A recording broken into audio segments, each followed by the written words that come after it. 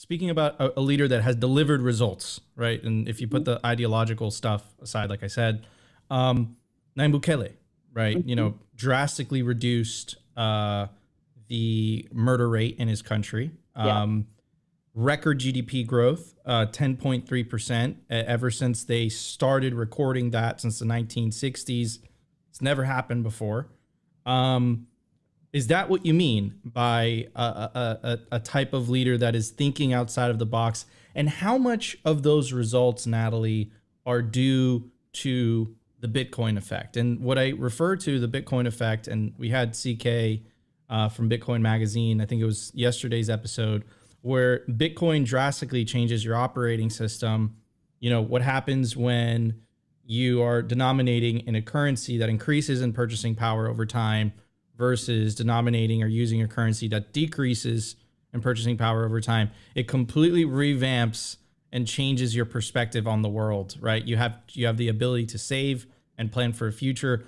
I would like to believe, but I also am aware, I'm tremendously biased, that I think Bitcoin becoming legal tender played a small role in the success of El Salvador.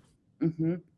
No doubt. I think that's one example of President Bukele really putting the interests of the people of El Salvador above the political consensus of the global financial system, which is, has a very strident point of view about what is and is not money.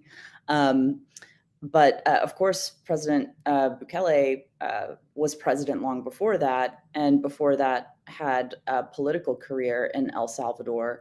I think he started out as mayor of a small town and built from there. And so, his career has been punctuated by a series of reforms that really cross ideological divides.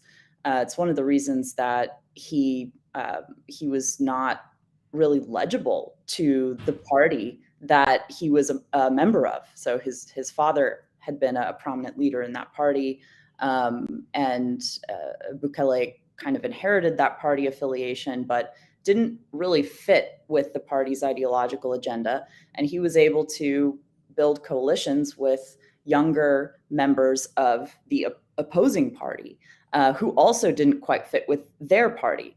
And so Ambassador Milena Mayorga, who I recently had the pleasure of spending time with in Austin, as we set up this Bitcoin embassy of El Salvador in Austin, she was telling me about being expelled from her party for supporting President Bukele, and in effect, having to resign from her party, being kicked out of her office in Congress as a sitting congresswoman, because every office is allotted by a party, and yet remaining a sitting member of Congress.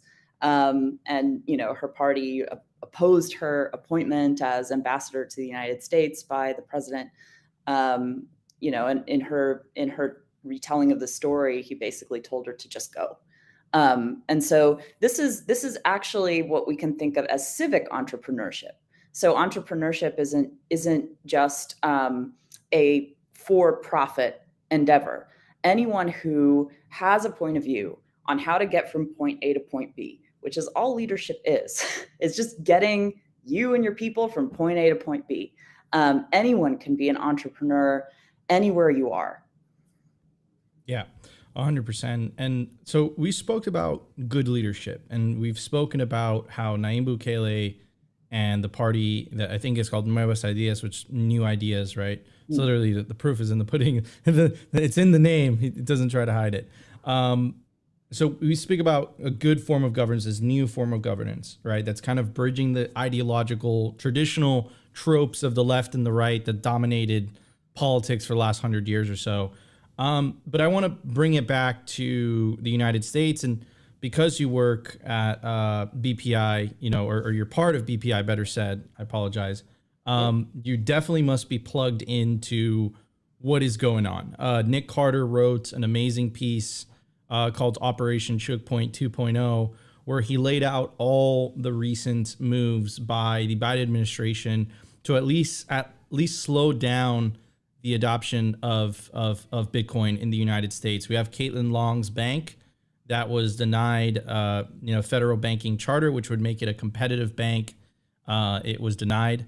You had the hostile bill introduced by Elizabeth Warren and Senator Marshall, and a bunch of other examples as well. So there's clearly this, at our show, we call it this shadow war. It's not really public. It is in their, if you read the wording, like if you read the papers, it's there. They tell you exactly what's going on.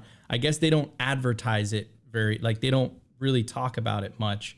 So what's your take on that? Is this malicious? Is this come from a place of they're just not educated on the subject? What's your take on that? It's completely expected. So the global financial system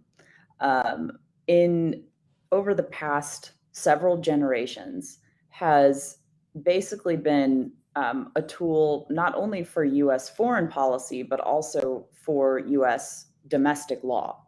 So the imposition of U.S. domestic law in other jurisdictions.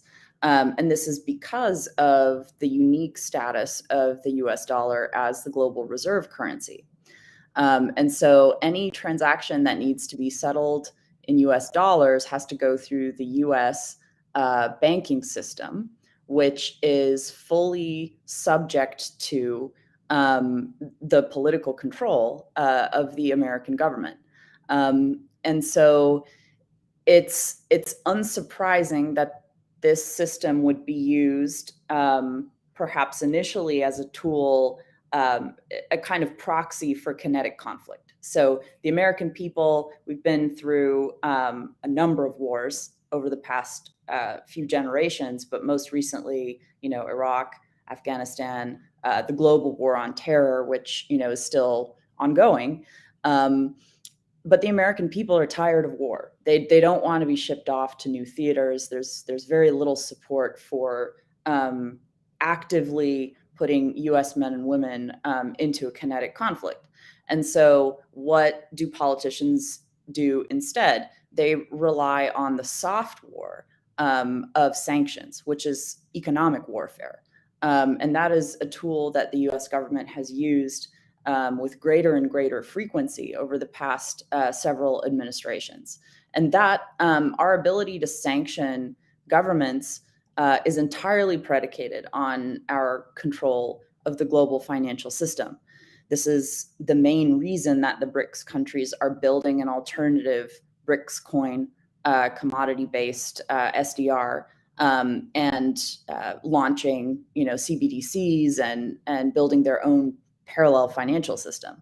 It's not to say it's any better than the US controlled one, but all of this, to your point, this weaponized financial infrastructure is now being used to combat the very antidote to this level of surveillance and political control, which is Bitcoin.